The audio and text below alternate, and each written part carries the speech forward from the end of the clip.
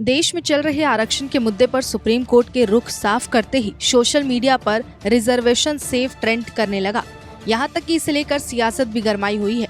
अनुसूचित जाति और अनुसूचित जनजाति के आरक्षण एक ऐसा मुद्दा बन चुका है जिसमें राजनीतिक पार्टियां पक्ष विपक्ष में नहीं बल्कि अपने मतों के अनुसार बंट गई। दरअसल भीमसेना के प्रमुख ने फेसबुक लाइव के जरिए 21 अगस्त को भारत बंद का ऐलान कर दिया था। भारत बंद के समर्थन में जहां कई राजनीतिक पार्टियां हैं, वहीं विरोध में भी इक्की दुक्की पार्टी है।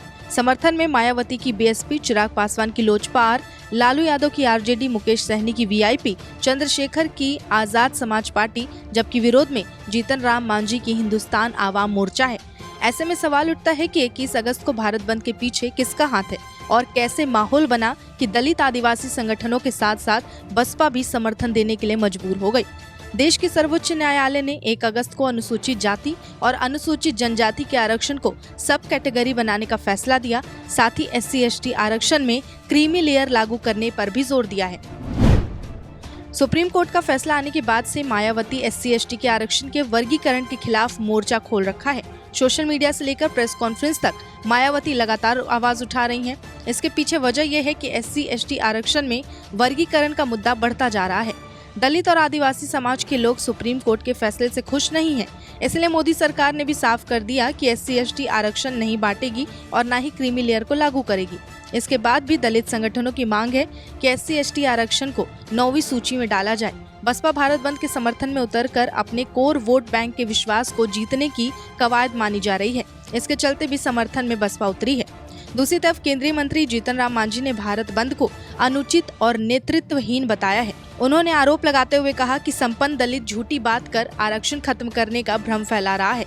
उसका हम विरोध करते हैं। बिहार में 18 जातियों को आरक्षण का आज तक कोई लाभ नहीं मिला, जबकि इनकी आबादी 10% है।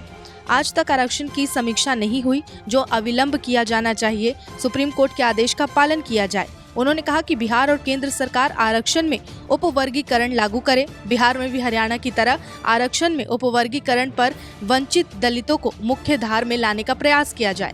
साथ ही ऐलान किया कि बिहार में SC/ST आरक्षण में उपवर्गीकरण लागू नहीं होने पर पटना गांधी मैदान में बड़ी रैली करेंगे।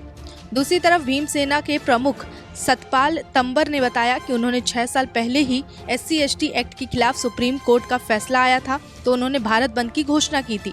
2 अप्रैल 2018 को भारत बंद किया गया और अब दोबारा से उन्होंने SC/ST आरक्षण पर सुप्रीम कोर्ट के खिलाफ भारत बंद की घोषणा कर दी। 2018 में भारत बंद के बाद ही सरकार झुकी थी और सुप्रीम कोर्ट के फैसले को पलट दिया गया। इसी तरह SC/ST आरक्षण के मुद्दे पर भी सड़क पर उतरकर आंदोलन करने के बाद ही सरकार झुकेगी। उन्होंने आगे कहा कि दलित और आदिवासी समुदाय को संघर्ष किए बगैर कुछ भी नहीं मिल सकता, इसलिए हमने भारत बंद का रास्ता चुना। सतपाल तंबर हरियाणा के रहने वाले हैं, लेकिन बुधवार को भारत बंद में उत्तर प्रदेश की सड़कों पर उतरे हैं। नमस्कार, मैं हूं मानक गुप्ता। अगर आपको हमारा ये वीडियो पसंद आया हो तो इसे लाइक और शेयर जरूर करें और हाँ, हमें सब्सक्राइब और फॉलो करना ना भूलें ताकि आप देश और दुनिया की कोई खबर मिस ना करें। तो जुड़े रहिए हमारे साथ और देखते रहिए News 24।